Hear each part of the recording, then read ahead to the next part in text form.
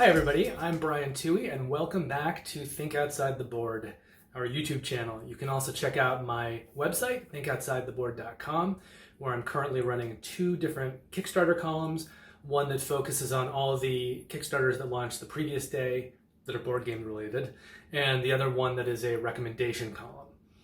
Now today we're going to talk about 23 different games, which is a lot of games, especially since I'm now doing these monthly updates twice a month to try to make them a little bit shorter and more consumable. I'll be talking about 6 Kickstarter campaigns that are currently running that I think you might want to be aware of. Also 11 games that I've added to my collection since the last video, 3 games that I personally have pledged, and 3 games that I have played in the last 2-week period. The first Kickstarter campaign I'll be talking about is for Thunderstone Quest, The Enemies Among Us. Now, Thunderstone Quest and Aeon's End are probably my 2 favorite deck builders. Those are the deck builders that are still pretty much straight deck builders. What I mean by that is they're not incorporating a lot of other board game mechanics like, say, Clank or Tyrants of the Underdark.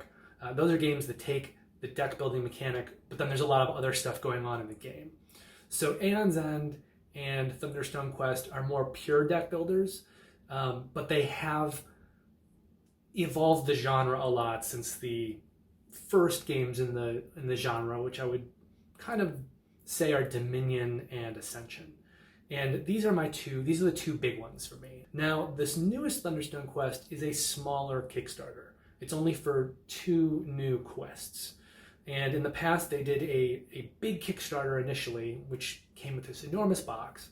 And then they did a follow-up Kickstarter called To the Barricades, which also came in a second enormous box.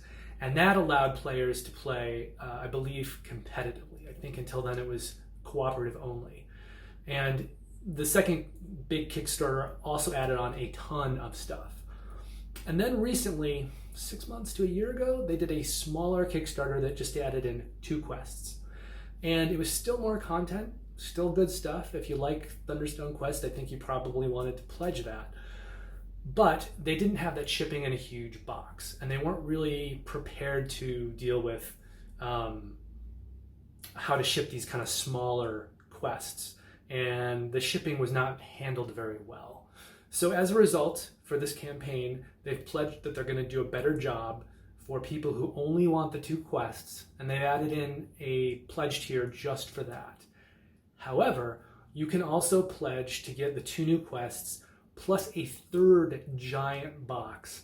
And another little thing that they've added on are these plastic dividers that go back to the beginning of the first Kickstarter. So the plastic dividers will replace all of the cardboard dividers that were being used previously. That's just kind of a little perky upgrade to the campaign.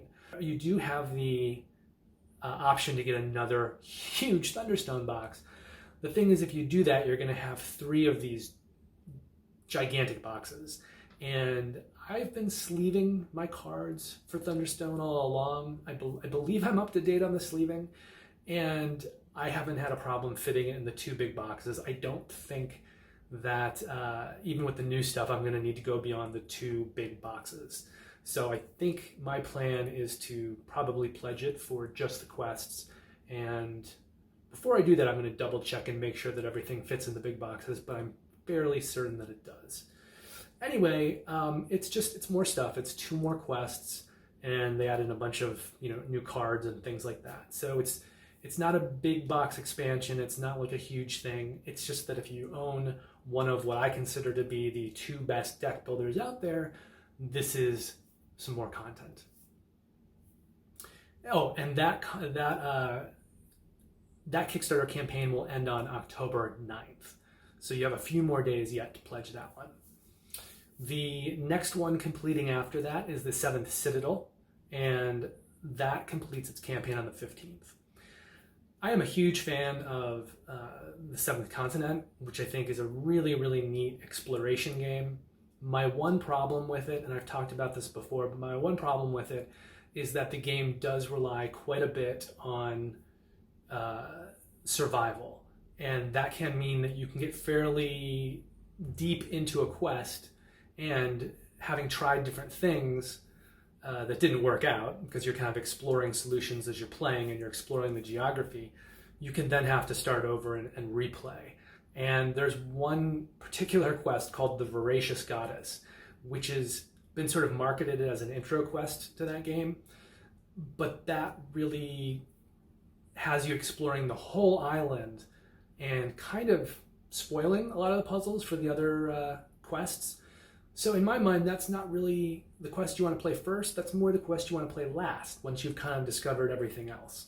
And I think the danger to playing that quest first is that you do all of the exploration, you figure out all of the puzzles.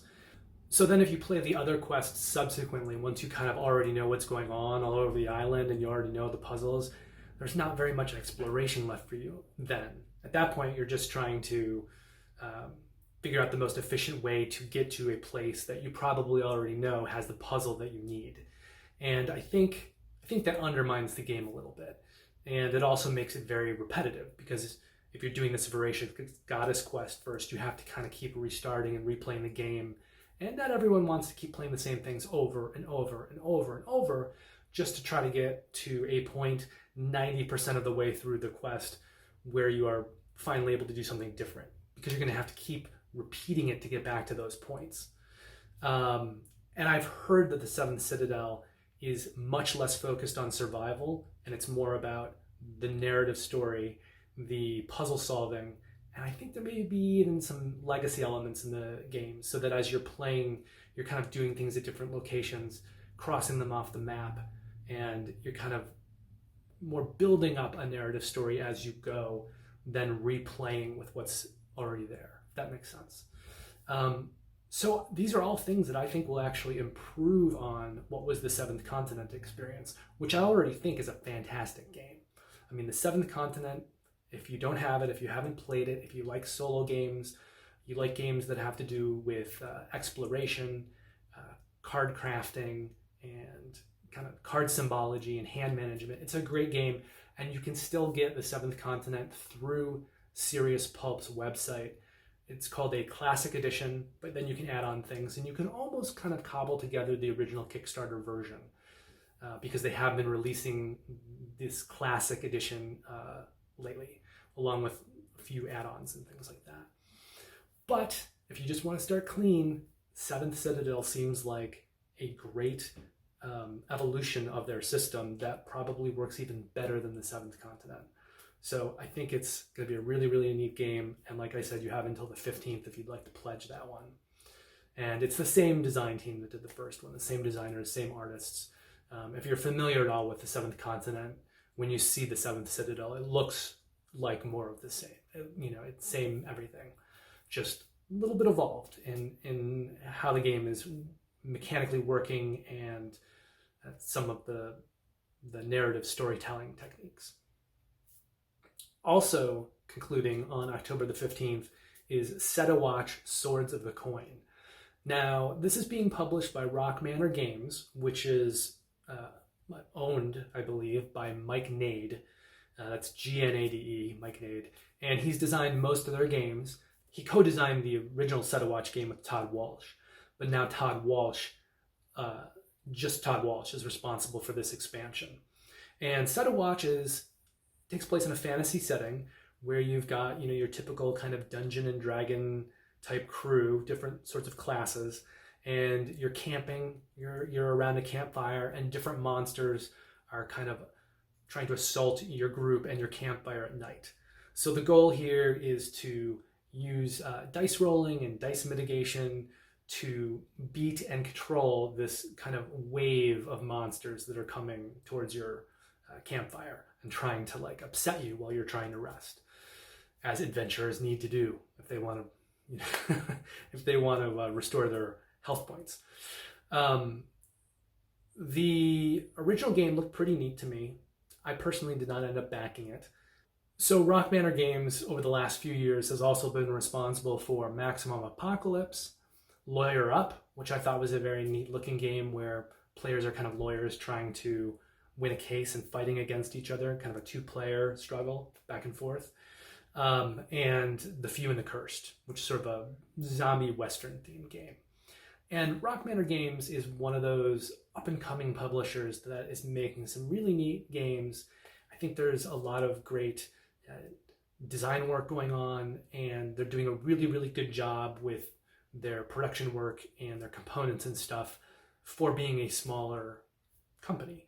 And they are one of those, publishers that I have an eye on, and I just want to see them continue to succeed and continue to make better and better games. And I have a feeling that they, in the next few years are just going to, as long as nothing crazy happens, that they're going to keep making better games and just making a real niche for themselves in the industry. And I want to see them do that because what they've already done is great.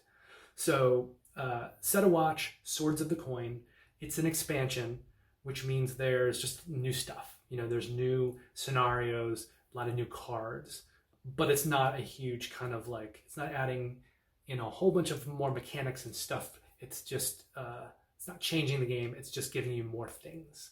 So if this kind of game, a fantasy setting, dice rolling, dice mitigation, and cooperatively working together to kill this kind of oncoming wave of enemies sounds like something that would appeal to you, then I would encourage you to go check this out. There are 2 games on our list that are ending their campaigns October the 16th. The first one is called Machina Arcana to Eternity. And the thing that you need to know about Machina Arcana is that this is technically the 3rd printing of this game. And I believe that the first version of the game was this publisher's first game. And so they've kind of had a certain amount of success with Machina Arcana, and they've continued to build on that. The second game also did very well. The revised edition, I should say that the second Kickstarter did very well, the revised edition, and it's got a really good score on Board Game Geek. It's I think it's maybe 8.1, but it's somewhere in the 8s. So this is a game that has been around, that's being improved upon now for the 3rd time, or I should say the 2nd time it's being improved upon, but the 3rd time it's being published, right? It's the 3rd iteration. And the little things that they've done to kind of improve the game and tweak it as they've continued to kind of develop and publish it are upgrades. But the first version, based on what I've seen people say about it, was still a very, very good game. So you're getting an improved version of the game, and previous backers can come on board as well if they just want an upgrade pack. But there's not that much that has to be changed because the game has been solid from the beginning. Now, it is basically a dungeon crawler, even though the designer, I don't think, really considers it a dungeon crawler. That's really what it is. It does not use miniatures. Instead, it uses standees, and it's a very, very based around card play. So it's a dungeon crawler that's very, very focused on card play. It's also a very difficult game from what I hear. It's not something where you're just going to be able to breeze through it and experience all of the game's campaign, like that. This is the kind of game where you're going to die a lot. You're going to have to learn tactics. You're going to have to also be lucky. So you're going to have to combine winning tactics as you learn them with, some luck. And I've heard that the game is very rewarding for those who, continue through and play it. But you should know that this is not something you're just going to be able to kind of coast through and beat scenario after scenario. This is more like a board game version of Dark Souls or Darkest Dungeon, or a cardboard standee version of something like Kingdom Monster. So this is a cooperative game, and players are trying to beat the scenarios and go through a series of campaign gameplay, but you're not going to breeze through it. So if you are the sort of person who gets frustrated by losing, then this isn't the game for you. But if you are somebody who likes to go into a game, a scenario of a game, and have it be challenging, and if you lose, have to come back and apply what you've learned and try again, maybe lose again, and eventually you'll get it. I don't think it's so difficult that it's impossible to win, but it does take kind of multiple plays and learning and smart tactical gameplay. But if those things appeal to you, this is a pretty neat game, and it's on the cheaper side because there's no miniatures. And as we said, it's already kind of a proven entity since it's had 2 previous versions. Also completing its Kickstarter on October 16th is Dinosaur World and Dinosaur Roll and Write. And the Dinosaur Roll and Write is exactly like what it sounds. It's a roll and write version of Dinosaur Island. And Dinosaur World is another game, another worker placement game similar to Dinosaur Island. I've looked at Dinosaur World a little bit, and it's really impossible for me to tell, not having played Dinosaur World yet, how it really compares to Dinosaur Island. My initial impression of Dinosaur Island was that it was a very thematic and fun worker placement game, but that it didn't really bring anything new to the table in terms of worker placement games. Like, it wasn't really doing anything different. It didn't merit being a must-add to your collection if you had several other good worker placement games. However, it's a fun game. Dinosaur Island is a fun game. It's kind of fiddly. The DNA tracks on it are fiddly. But the crazy neon colors, you know, the bright pinks and greens and yellows, and just the whole dinosaur theming, the fact that you are running a dinosaur park and, you know, you have visitors who get eaten and things like that, was a tremendously fun and inventive type of game. And much of that is still there in Dinosaur World. I've heard some people talk about it as being both more complex in some ways, but also simpler. So maybe there's less going on and there's less fiddle to it, but that it perhaps also has kind of deeper, more strategic gameplay. I can't say if I really agree with that yet. The game looks very similar to me. There are some different mechanics in it. One of the things is that you have a physical Jeep that you drive around and it helps you score points. And so that makes the placement of your tiles more important. And the tiles are also hexagons in this game versus the normal square tiles in Dinosaur Island.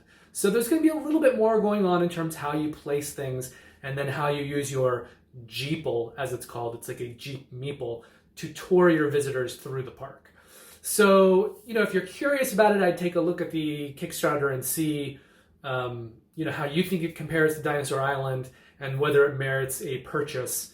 I do not have Dinosaur Island because, as I said, I didn't see it as a must-buy, although I enjoy it and I enjoy playing it. So I am looking to back Dinosaur World fairly closely since I don't have the other game. I figure if I get it and I don't like it, I can always sell it. But I don't have a game like Dinosaur Island. I don't have a dinosaur-themed worker placement game in my collection. And I think the fact that this is maybe a little simpler, it seems like there's less going on component-wise, so that might make it easier to get to the table and a little bit easier to teach. The original Dinosaur Island was a bit of a table hog just because it had so much going on with player boards and kind of the main board and these kind of all these additional boards that you put on the table to do various things. So if you like Dinosaur Island, it's definitely worth looking at this. Even if you don't feel like you need Dinosaur World, let's say you have Dinosaur Island and you don't want another game similar to it, you may also want to go for the Roll and Write, which looks pretty good. I don't think I'm considering getting the Roll and Write game, but I am considering getting Dinosaur World. And you can pledge either or both in this Kickstarter. And I guess that's all I have to say about Dinosaur World and Dinosaur... actually, it's called Dinosaur Rawr and Write. I should put that out there. It's not Dinosaur Roll and Write. It's Dinosaur Rawr and Write, which is fun. And again, that campaign ends on October the 16th as well. And that leaves us with one final game for this review of Kickstarter campaigns currently running, and that is Cascadia, which finishes their campaign on October 21st. And Cascadia is just a very simple tile laying game. It's kind of nature themed. And generally when you take your turn, you're going to be picking a tile that you place as you're building. Each player is kind of building their own map of tiles, their own little player area. And you will also get a a token that comes along with that tile. Like all the tiles and tokens are kind of laid out so that when you take one, you're also taking something that gets randomly paired with it. And sometimes those don't play that well based on how they've laid out. So your job as a player becomes then like, which tile and token combination do I want to take? And then maybe if the token doesn't work with the tile I'm taking, I can get that token to work with a tile I've placed previously. Or perhaps I'm setting up for a future move as well. Now it's a very light game, medium light game, and it has art by Beth Sobel, who did the art for Wingspan, which I think really kind of blew her up, but she's been doing great art for a long time. So in addition to doing the art for Wingspan, Beth Sobel has also done the art for Viticulture, both the original game and the later Essential Edition. She's done the artwork on Lanterns, Between Two Cities, Arboretum. I mean, some great looking games. So the fact that it's a tile and token game, fairly simple, light game, that's going to be very reliant on the art to pop. And you've got the art from Beth Sobel, who's this amazing artist. It's just, you know, if you like lighter games, lighter kind of quick games with a few choices to make, tile placement games, check this one out. So that concludes this section. And we're now moving on to the 11 games that have arrived. And the reason that's happened is I've had, well, COVID, really, right? And I've had several Kickstarters that were delayed and delayed and delayed, including two, which were delayed over a year. And that doesn't really have anything to do with COVID. That's just the publisher. And I'm glad that those games are finally here because there's some really neat games and you're about to see what they are. So we're going to go through these 11 new arrivals alphabetically. And the first game is, I'm going to grab these games for you to see so I don't have to use like a graphic. I'm going to show you the actual games. So bear with me.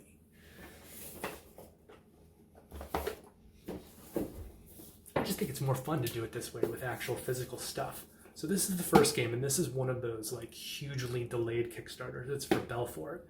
And I'm not going to say too much about Belfort right now because this is also one of the 3 games that I've played this period, and I'm going to talk about it more extensively when I get to that at the end of the video. But I did like it. I actually really liked it. And it was a little heavier than I thought it was going to be, but it's still a simple game, and I think it's a good game kind of for all levels of gamer, but we'll talk about this shortly. And then also with that Kickstarter came these 2 little mini expansions, and I think they just have more stuff. Again, we'll talk about this in a few more minutes. Okay, next up that was added was the other super late game, and that was Luna. And you can see I haven't even opened this one. But this is also, or I should say this is a Stefan Feld game. I don't really have a lot of Stefan Feld games in my collection. Here's some coins. There's also a player mat, but I'm not going to get it out. It's huge. The mat that they made for Luna is so big, it's sort of like bigger than a game board, and then you're placing kind of big area tiles on the play mat. So it's an enormous play mat, so I'm not going to rip it out. But yeah, this is, I'm trying to think if I have any other Stefan Feld games. I have Castles of Burgundy, and I think that may be it. He generally designs games that I think are a little kind of lighter than I tend to play. So I haven't bought a lot of his games, but he's such a prolific designer and such a good designer that I also feel like it's a little bit of a hole in my play experience as a gamer, and I'd like to get more of his games to the table. I will be talking a little bit more about Stefan Feld when I talk about what I backed, because I have 2 more of his games that are going to be coming, but we'll get to that later as well. All right. Oh, and by the way, I am doing these in alphabetical order, but I'm separating them by sections. So you're going to get to see the Kickstarter games first, and then the retail stuff that arrived. So this is Roman Roll, also not opened, and this is by a designer that I really, really like. I think co-designed by David Turksey, who's just great. He does a lot of work for Mind Clash, He had a couple games that kickstarted earlier this year. One was called Excavation Earth. The other was called Defense of Procyon. That one was a war game that could be played, one-on-one or two-on-two. Looks really neat. But let's talk about this game. This is Roam and Roll. This is the actual game. This is a little, you can see it's not much to it. It's an expansion. And it's a roll and write. I don't have a lot of roll and writes. In fact, I didn't have any roll and writes until recently. This is my first one, but I was really excited because it's very Euro-y. And I like Euros, and it's heavier than a lot of roll and write games. Also with this one, we've got some dry erase markers and some Kickstarter miniatures. But hopefully I'll be able to get that to the table fairly soon with my fiance, because I don't think it's going to be too difficult of a game to teach. But I'm excited about it, both to introduce my fiance to a roll and write game, and then also to be playing one that's kind of got a little more going on than a lot of the entries in the genre. From there, I have a game I'm going to have to show you kind of in multiple pieces, because I got the all-in for Spirit Island, and there's a lot of stuff. So, first of all, I have these kind of additional player mat character things, just more characters, like add-on. I don't think it's add-on, it's just stretch goals and promos and stuff. I've also got Branch and Claw and the Premium Token Pack. Now, this was the previous expansion for Spirit Island. And then this Kickstarter campaign was for the Jagged Earth expansion, which I'm excited about the whole thing. And then, of course, you can't have Spirit Island if you don't have the base game. And why am I excited about Spirit Island? Well, I like heavy games. This is supposed to be pretty much the heaviest co-op game out there. And difficult, yes, but very, very rewarding, and not impossible, but very rewarding of smart, well-considered gameplay, and not something you can kind of beat quickly. I don't know if it's as difficult as, say, Machina Arcana, but it's also not a dungeon crawler. Different beasts, but still something I think that is not easy to beat, Spirit Island. But the art looks great. If you've seen pictures of the components for it, it's just so beautiful and well designed and kind of different from anything else out on the market. And I don't know, I wouldn't say this was a Grail game, but close to it. So I now have everything for it. It's a lot of stuff. But Spirit Island, I'm super excited. Because this is such a heavy game, though, and we're in the middle of isolation still, it probably won't get to the table for a while. But I am very excited for it. And now I'm going to show you the retail stuff that came. And again, this was just kind of a glut of things this period, because I also had an order with Card House Games, and they were kind of waiting for one thing to get published, and then they were going to ship everything, and I kept adding on things to the order, and so it finally all arrived. So here we go. We're going to begin with the remaining two Arkham Horror, the card game, standalone scenario packs. So I have the base game, and I've been slowly buying the one-off scenario packs, and I kind of want to play through all the one-offs before I decide if I want to then get the bigger expansions, the ones where you buy, it's a kind of a big box, and it's the first chapter, and then you add on the other little chapters, and it's like 6 or 7 purchases, and it's kind of a big narrative campaign.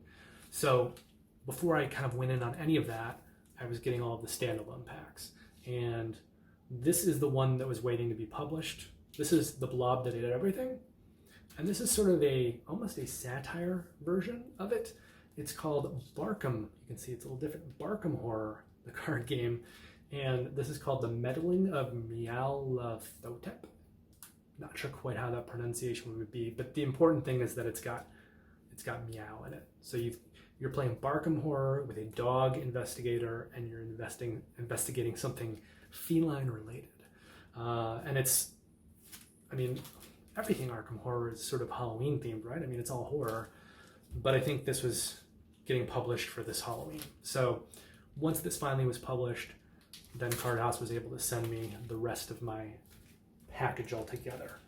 Also with that came this expansion pack for Dragonfire. Now, Dragonfire I'm not totally sold on. It's a deck builder, it's cooperative, and it's Dungeons and Dragons themed. But the couple times that I've played it, I found it to be ridiculously difficult, actually.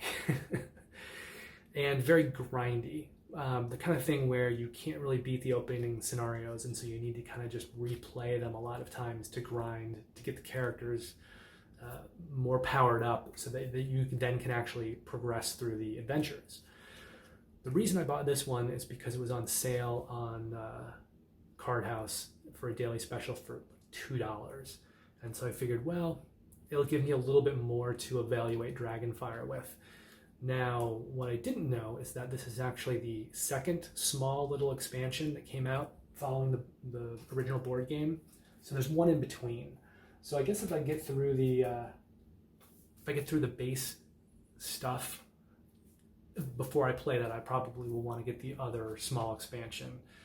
But it also means I probably need to play more of the base stuff first and make a decision, because I do have several kind of expandable card games with adventures like Arkham Horror and like Dragonfire, and I don't think I need to keep them all. So I need to play them a little bit and make some decisions, and as I do, I will let you guys know what I think and what I prefer. The big group in this, I should say the big order in this group that came is for another one of those card games, and that was for Marvel Champions. So I got the 3 hero packs that I still did not have, which is Black Widow, Doctor Strange, and Hulk. So I now have all the hero packs and scenario packs that have been published to date for Marvel Champions.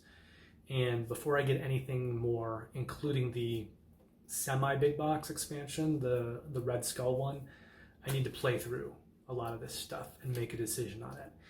And I think I'm leaning towards probably keeping Arkham Horror and selling Marvel Champions. The reason being that I know that Marvel Champions doesn't have as much of a narrative element to it. Like, it's more just kind of scenario-based tactical gameplay, which may be fun, but I think I prefer the narrative adventures. So I'll have to spend some time with Marvel Champions, spend some time with Arkham Horror, make a decision, and then again, I'll report back to you guys which game I think is better for me, and then I could probably also tell you what the strengths and weaknesses are for each game. So, you know, if you're watching, you can use that to help make you a decision, to help you make a decision if you're trying to pick between them, as I am. It's just that both of them have so much expandable content. Arkham Horror more because it's been around for a while, but I think it's the case where I don't need to kind of be buying stuff in perpetuity for both of these franchises. I think I need to pick a lane and get in the lane. And so now I have enough stuff to make the decision, and I'll probably just sell whichever one loses that battle. Okay, I also have the Isle of Cats, Late Arrivals. Now, I had a friend who, well, I didn't initially back this when it was on Kickstarter. And the reason is that I already have a couple Polyomino games, including Cottage Garden, and my fiance really likes Cottage Garden, even though we rarely play it, and I don't think it's really that great. So when I saw Isle of Cats, I thought it was definitely the better Polyomino game. But I didn't back it because I knew that she kind of didn't want to get rid of Cottage Garden. I didn't think it, made sense to have both. But then I played Isle of Cats with a friend at Gen Con this past year, and I thought it was fantastic, easily my favorite Polyomino game. So I picked this stuff up through Frank West's website, which is called, I believe it's called the, let's City of Games? I know he's got a game called The City of Kings, and I think his website is some variation on it. I want to say it's called The City of Games, but something like that. Just look for his website, Frank West. And I got all the other stuff but Late Arrivals, and I just picked it up when it was on a good daily deal at a card house again. And it just gives you the ability to play the game with 5 to 6 players instead of 4. So you're adding in 2 more potential players, and it gives you more components to support those players, and then just some more cards and stuff like that. But personally, I think Outcasts is such a good game. I don't really know if I need it to run with 6 players, but I suppose it's nice to have that, that ability, because it is such a good game, and there's no reason that you shouldn't be able to play it with 6 players. And I think there's even some fun to be had in the chaos of Isle of Cats, that can result during the gameplay. A fun chaos, not a bad chaos, a fun chaos. And I think that 6 players would just make it more fun chaos. So hopefully when there's a vaccine for COVID-19, at some point we'll be doing more gaming in person, and I'll be able to get a big 6-player game of it, because I think it would be awesome. The last game we have here is Wildlands. And this is a really, really interesting game for me because it's designed by Martin Wallace, but it's a skirmish game, and it's sort of a medium light skirmish game. So it's kind of an odd confluence of things. Martin Wallace, who designed Age of Steam, the Brass games, specifically more Brass Lancashire, because Brass Birmingham, I think, was designed mainly by some other designers, but using his model. I also have AuZtralia by Martin Wallace, and I think he's a great designer. He's definitely my top 10. I was going to say top 5, but he's definitely my top 10. So I'm really interested to see Martin Wallace doing a skirmish game. And I mean, it's got some miniatures, and there are also a lot of extra maps out there that you can buy. Now, I didn't want to buy any more maps or add-ons or anything until I played with the base game, but I think this is something I'm actually going to be able to get to the table with my fiance. So I'm kind of excited to see if she will like a skirmish game. And then I actually did forget to show you one other thing. And you remember at the beginning of this video when I was talking about Thunderstone Quest, and I said my 2 favorite deck builders are Thunderstone Quest and Aeon's End. Well, here's the other Kickstarter, the last Kickstarter stuff that arrived that I forgot to show you at the top. It is Aeon's End stuff. So I backed this is an accessory pack for War Eternal, which was I think it's the first big expansion, but also the second box, because the first box was the original base game. And I've kind of slowly been pledging Aeon's End over the last couple of Kickstarters. And usually what I'll do is I'll pledge for the currently running kind of big expansion, and then I'll also pick up one expansion with it. So this campaign was for Outcasts, and I added on War Eternal, and then this stuff is just kind of extra stuff that goes with War Eternal. And then this is I think these are dividers. I know that this is something that I need since I have so much content for Aeon's End now. But I think that pretty much brings me up to date with Aeon's End, and I now have everything for it except for the Legacy game. So if they do another Kickstarter, I suppose I could get the Legacy game with that Kickstarter. I do have one more. This is one more little arrival, and that is for Age of Steam. I finally got my little replacement stickers. Now, if you know anything about the Age of Steam Kickstarter, then you may know that they had problems with their boards, and I don't think they really properly copy edited everything. So there were some mistakes on the boards that were sent out, and this was kind of a huge deal for Eagle Gryphon, because they're normally this great board game company. They have a very, very high standard. They put out really good looking product, and they just have a high quality of components, good designers. So the fact that they shipped out this Kickstarter and there were some errors on a few of the boards was very upsetting to a lot of people, because Eagle Griffin kind of said, hey, we can't do replacement boards, we can't afford it. And people's reply to that then was, hey, we paid for proper boards, so get it done. And their solution ultimately was to print up some of these stickers that you can put on the board to fix some of the cities on Age of Steam. It's a train game. Fix some of the cities that were incorrectly printed. And then they are also producing some extra boards, because Age of Steam is a train game, and there are a lot of maps for it. Maps that you get with Age of Steam and additional maps that you can buy separately. So as a result of this faux pas, they decided to produce a few more boards. And I think some of those boards are going out to backers for free. And I think some of those boards, you just had to pay a little bit extra to get them sent to you. Whereas, if you're not a backer, those boards will just be for sale at the normal price. But backers who kind of had to endure this mishap will have a fix in the way of stickers that go on the board. So it's not perfect. It's going to look a little wonky if you're paying close attention. If you're looking really closely at the board, you'll see that there's a sticker instead of just a very clean board. But backers will get, I forget, it's either free boards or boards with a heavy discount. So I'm actually fine with the solution, but this is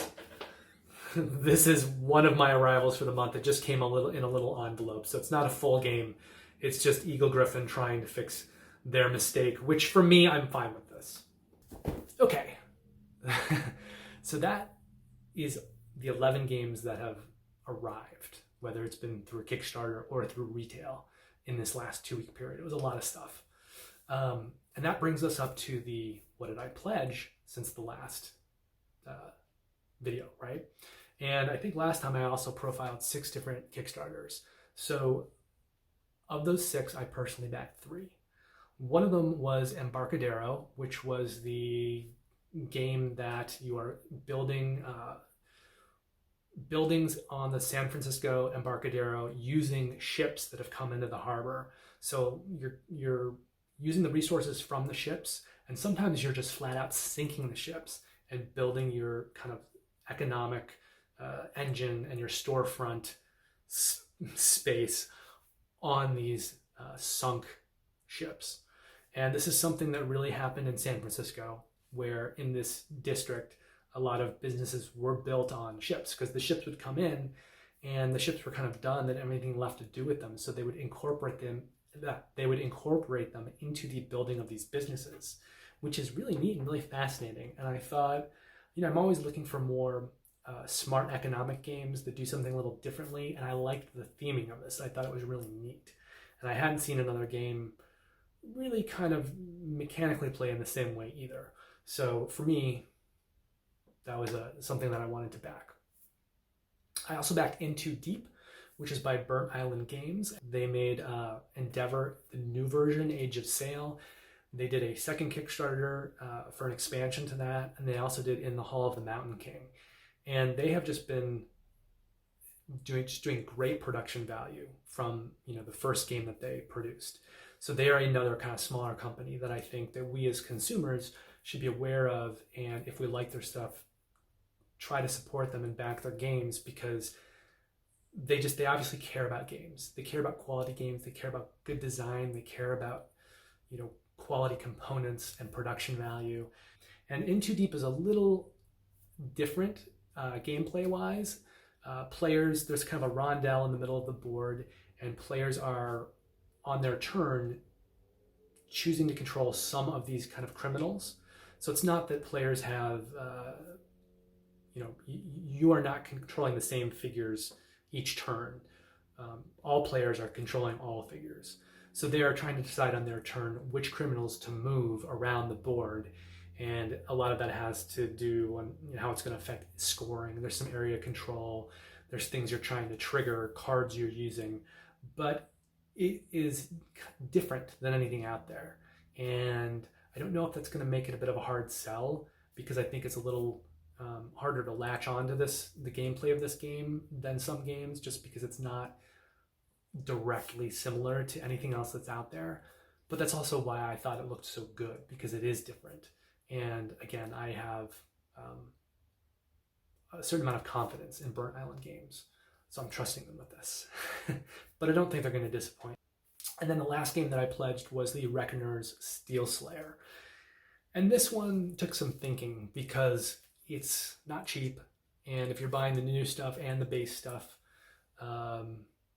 there's a lot.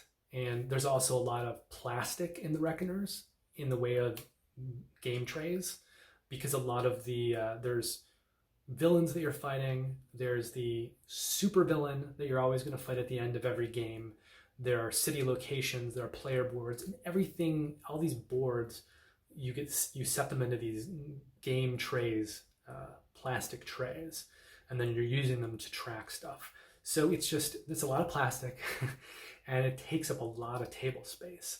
It's also superhero themed, which not everybody likes. I mean, a lot of people love, Batman and Superman and the Marvel universe, and those things are huge right now.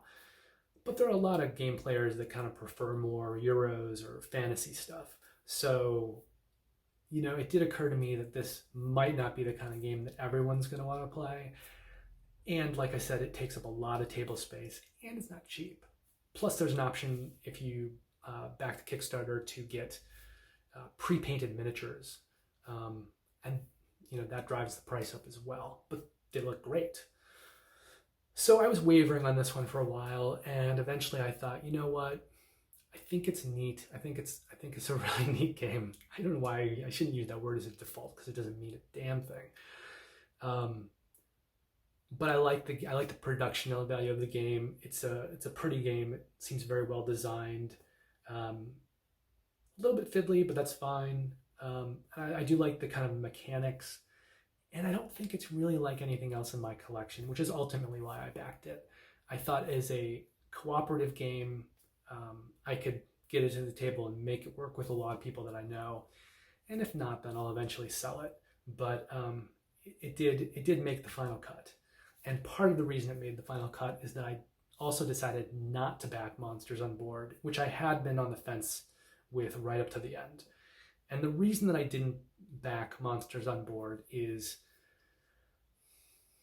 it's by Final Frontier Games, which I'm not as in love with Final Frontier Games as some of the other game companies that I've been mentioning, although I do in general like Final Frontier Games.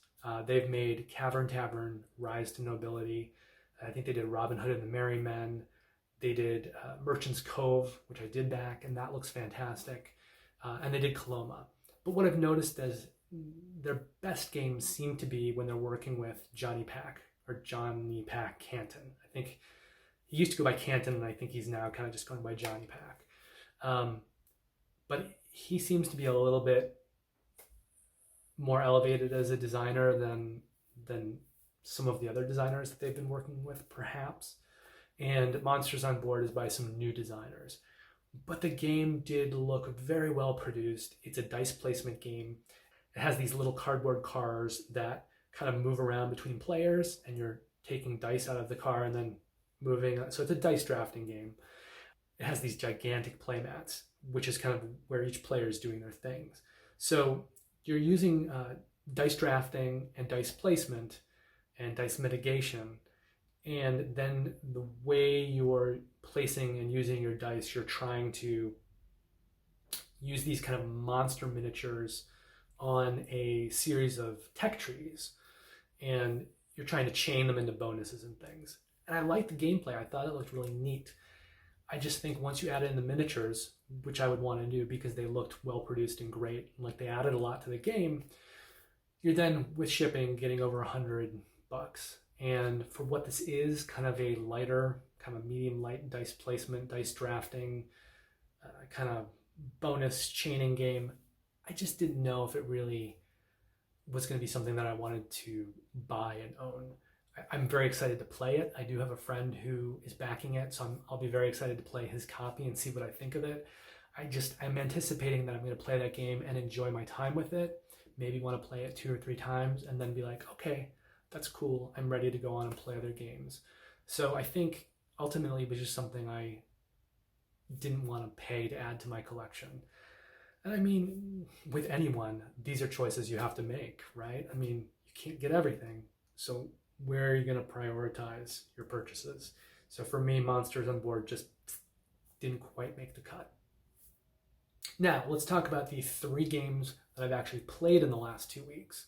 And up until a couple days ago, I had not played any games in person because my only real in-person gaming partner right now is my fiance, and she and I have both kind of been very busy with things. So the only game that I had played until a couple days ago was AuZtralia. Now, this is a game that I actually own. I mentioned before, it's also by Martin Wallace. But we played it online. We played it on Tabletop Simulator, and I played with 2 friends that I played it with before, and a third friend who I used to play a lot with, but he has not played the game before. And I love AuZtralia. It's a really, really neat game. It's designed by Martin Wallace, who did Age of Steam and the Brass games. And Martin Wallace is kind of notorious for having like loans in games and kind of economic systems in games that are punishing to the players. And there is no loan system in AuZtralia the way there is in the Brass games or in Age of Steam. However, you are fighting, right? When I say you, I really mean all the players, because it's a semi-cooperative game. So all the players are building up land in AuZtralia. Players place their ports on the board, and then they build train tracks using resources that they're going to get from mining or for trading, but mainly from mining. And so you're kind of slowly expanding the territory that you own as a player, and you're getting these resources, you're building more tracks, you're going further into the depths of AuZtralia. On the board are these Cthulhu monsters. They're these tiles. And you know that at the end of the game, all the players need to have defeated as many of these Cthulhu monsters as possible. So they're also buying different kinds of cards that are combat units. So there's like infantry, there's airships, there's one unit that it runs on your train tracks, so you can only fight if the monsters are on your tracks. There's armored vehicles. So you're buying different combat units. And then eventually, later in the game, when you're kind of bulked up a little bit, you're going to start going in and waking up these monsters and fighting them. Or they may also wake up on their own, because halfway into the game, the Cthulhu AI player gets to start taking turns. And if players haven't already started waking up these tile monsters, they'll start waking up on their own and they'll start moving around the board. And if ever any of the monsters destroy any player's home port, then the game ends immediately. And the Cthulhu AI player is going to score points for all the undefeated monsters and double points for all the unawakened monsters. So all the players need to work together somewhat to make sure that they spread out. So they're not kind of like in a small part of the board where they're, kind of encroaching on each other. They kind of need to spread out, and they need to do sort of an equally good job of defeating these monsters and holding them at bay. And assuming that happens and the game doesn't end early, because if the game ends early, the AI player is going to probably have far more points than the players, so the AI player will win. But if the players do a good job of kind of working together, or at least working separately while cooperating with each other, they will take out most of these monsters, and then at the end of the game, players will score points for the monsters they defeated, as well as farms they've built, and a few other things. And the AI player is going to score for the undefeated monsters, unawakened monsters, and then any of the players' farms that it was able to blight. So I love the game. It's got kind of the Martin Wallace stuff, because there is kind of like this punishing element to it. And it's also got like the train building and the resource mining.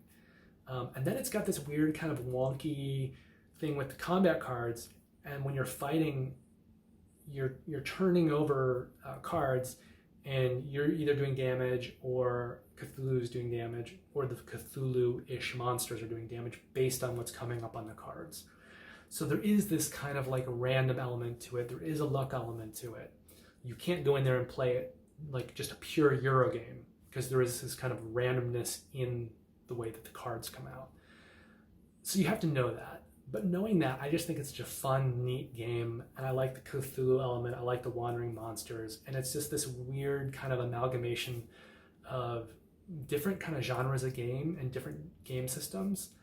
I just find it so much fun. And we had such a good time playing it on Tabletop Simulator, and I think I came in second last, but I didn't even care. I was just so happy to be playing a game with some of my friends that I haven't gotten to play with in weeks at least, maybe months for some of them. So it was a lot of fun. I also played Deadline with my fiance, and I talked about this one, I think, back in my July video. And I had some misgivings with Deadline. It's one of these games, much like Detective, a Modern Crime board game, or Chronicles of Crime, or to some degree, I mentioned earlier, Mike Nade's Lawyer Up, which kind of follows that same format, but in a courtroom. So Deadline is similar, and it's players working together cooperatively to solve a case.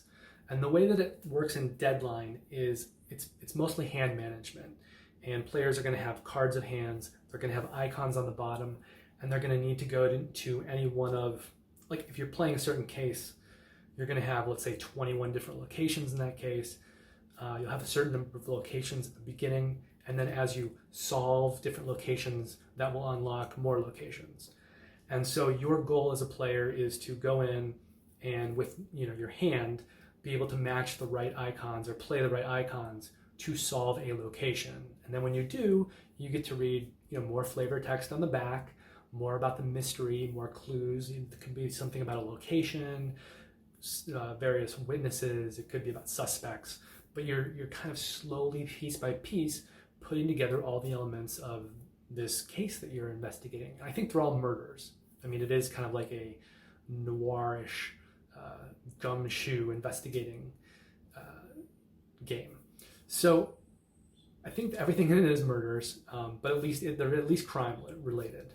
Oh, and another game kind of like this is Detective City of Angels, although that kind of requires a dungeon master like role. Well, it doesn't have to, but I think it's better served if you do have it. But that's just yet another one of these kind of investigating crimes games.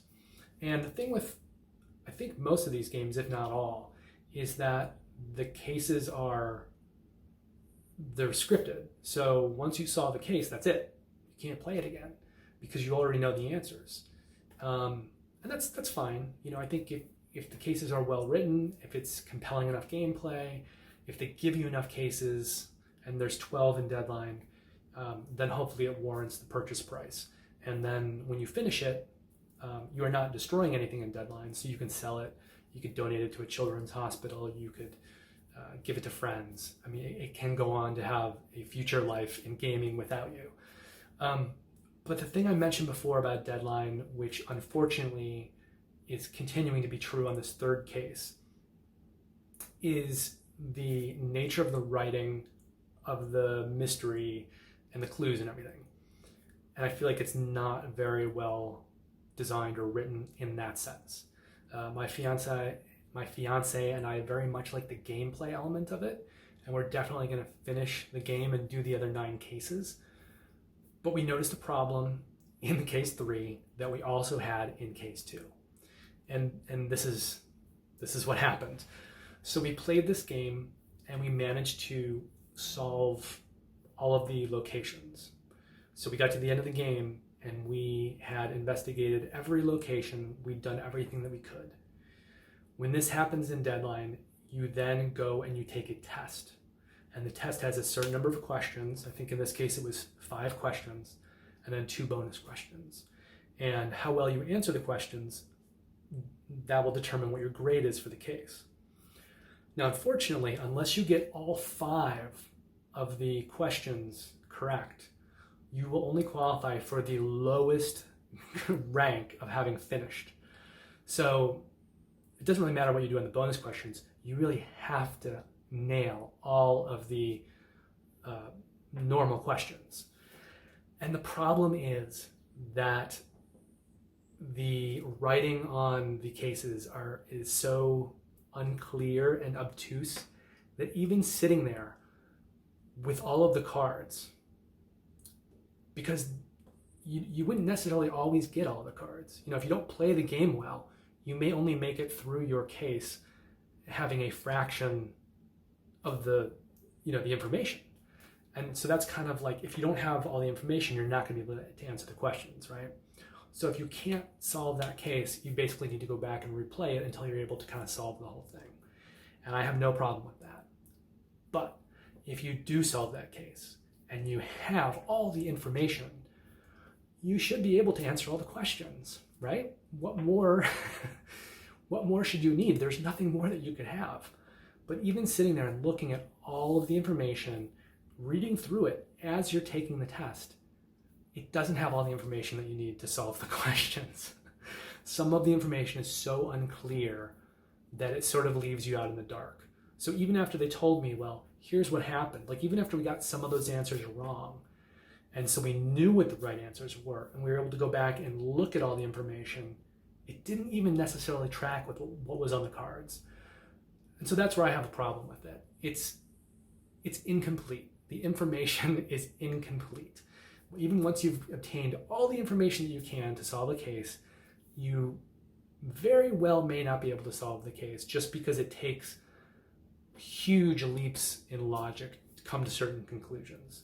I don't mind certain things that kind of have to be inferred or require a certain amount of intelligence to make maybe a small leap in logic to say, like, that means this, so that means this person must have killed this person, or the murder weapon's this. But it just, these cases were created with incomplete information, in my opinion, to be able to solve some of them. And that's kind of a huge no-no. So I would recommend not getting this game if I were you. I would recommend one of those other games, Detective City of Angels, Chronicles of Crime, or Detective: A Modern Crime board game. And I have or am acquiring all of those games. So as I play them, I will let you know which of those games I think are the real keepers. But at this point in time, I can just tell you it's not Deadline. So as I said, my fiance and I will continue playing the cases just because we enjoy the mechanics. We kind of enjoy the challenge of the game, and we're going to lower our expectations, just get through the remaining 9 cases, have the fun with it that we can have with it, and then move on and sell it, and hopefully have a kind of better, more well-rounded experience with some of those other games. And that brings me to my final game that I'm talking to you about today in this video. It is the final game that I played, and that is Belfort, which I was showing to you earlier. And I liked Belfort. I liked it a lot, actually. It was, I expected it to be sort of a medium-light game. BGG actually has it rated as a 3.04, which in my mind is in the, it's in the medium-heavy. I think the way I define it, medium-heavy is a 2.55 to like a 3.33. So it's kind of right in the middle of the medium-heavy. But I didn't really feel like it was a very heavy game. There's some information going on, but essentially you're using elves and dwarves to build up a fantasy-themed city. The game is worker placement, and with your workers, you're basically acquiring resources, and then you're using resources with cards to build buildings on a map, and then you're scoring based on area control of 5 different districts of the city of Belfort, as well as the number of gnomes, elves, and dwarves that each player has. So it's a worker placement game, it's a hand management, resource management game, and it's an area control game. And I was really, really excited to get it to the table with my fiance because I don't think she's played much in the way of area control games. And I thought that the art and the fantasy theming would be something that would really connect with her. And all those things are true, and she really liked that aspect of the game. However, she did not like the game overall, and I think she has requested that we not play it again at 2 players, which unfortunately, that is the only way we can play it for the foreseeable future. I do agree that I think the game will play better at 3 to 5 players. And I also think it's a game that has some interesting tactical choices. It's simple enough in your planning and the kind of tactics of it that I think you can refine it almost to like chess or something, where you're kind of, each move that you're making can be kind of very specific. And I like that element of the game, that you're not just making these big plans like in some very heavy games, making these big plans and then kind of doing all these things to try to pull off the plans. I like the idea that every move you make can be a very specific, chosen, tactical choice.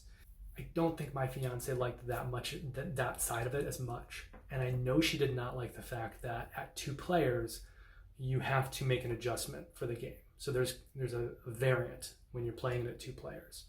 And that variant is that each player will also be playing a dummy player.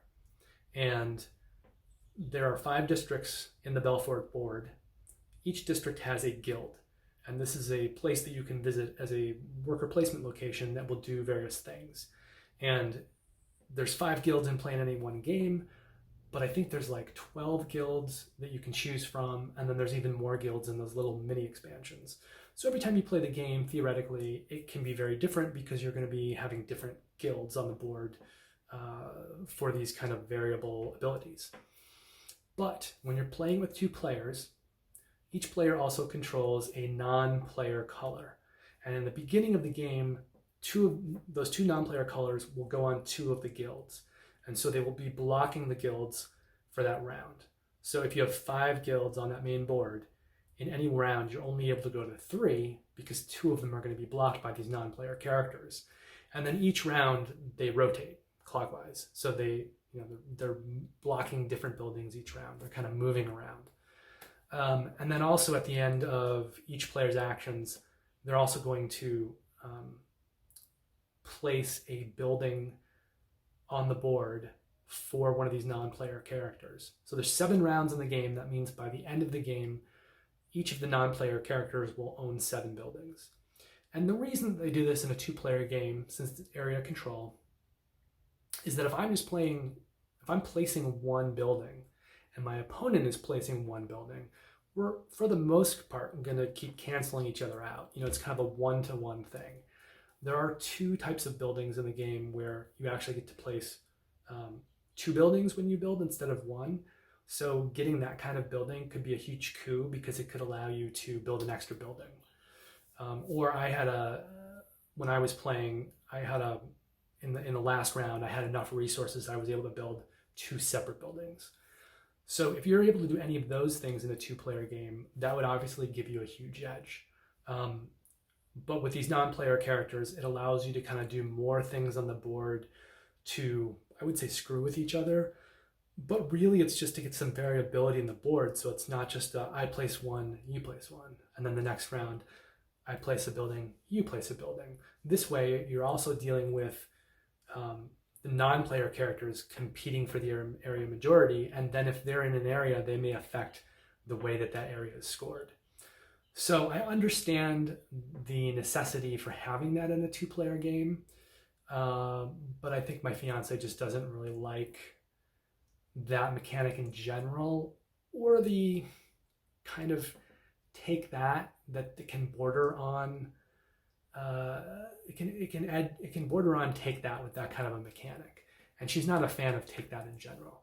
So I think she will enjoy the game much more with more players, where you're not having to do that. It's kind of just more of a free-for-all, and that way players don't have to be quite as I guess conniving or having this very kind of pared down, very kind of strategic thought of like every placement being very specific and tactical.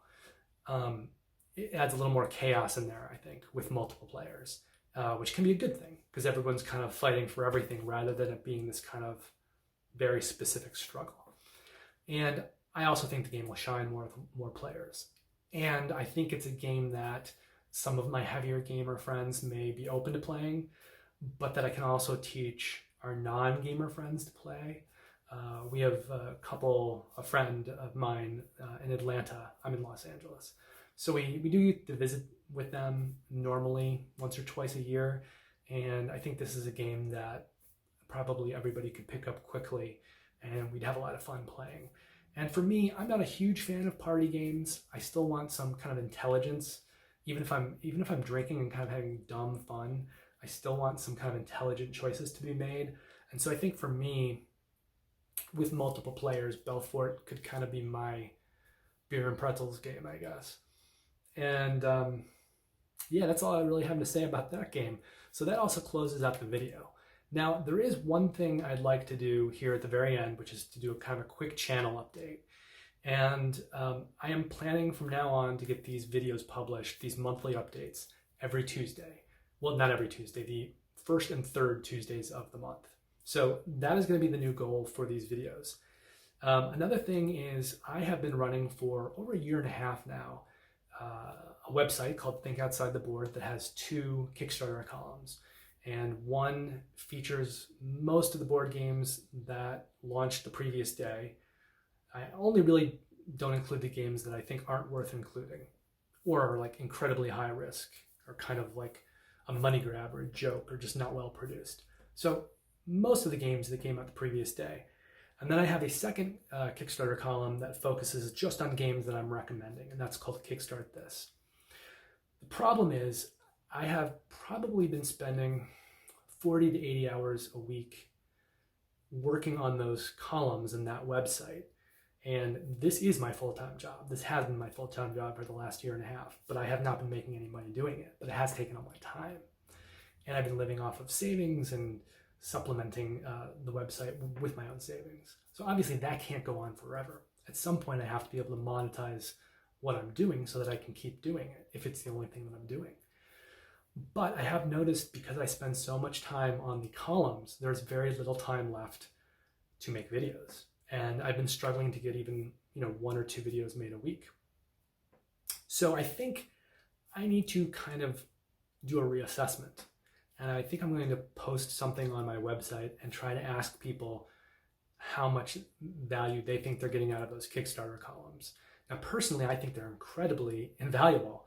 And if I hadn't built that website, it would be a website that I would want to use, because rather than going to Kickstarter and kind of looking through everything and trying to find your way in the dark forest of Kickstarter, you can come to my website. You can quickly see everything that's hopefully of worth that came out the day before. And then you're also going to be getting notified when I have these, the more recommendation columns, the Kickstart This columns. So I think it's a great tool. It can save people potentially a lot of time and help them make better selections. And there's a little bit of risk management involved in my website as well. But I'm not getting any compensation for what I'm currently doing. So I think I'm going to do a post soon this month on the website, and I may be launching a Patreon soon. And with the launch of the Patreon, I'm going to try to see how important other people feel those columns are. And I think over this next month of October, things are going to continue as they have been. I'm going to keep doing the columns. I'm going to keep making videos as much as I can. And there's a couple other side projects I have to take care of that will also get me some extra money. And I think I probably will launch the Patreon this October and see how it goes.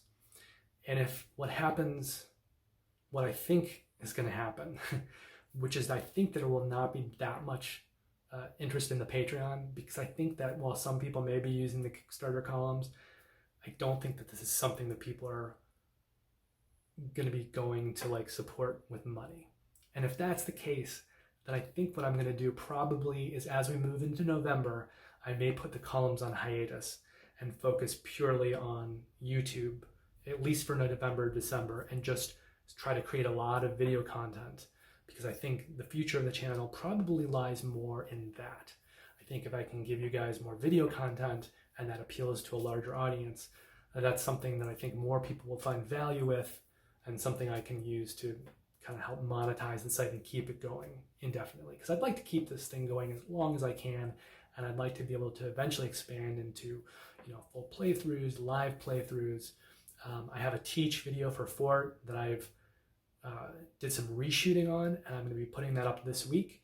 And then my fiance's birthday is actually next week, so we're going to be going out of town camping for a couple days, which will also affect my ability to make videos next week. I'm probably going to have to spend even more time catching up with the website and the columns.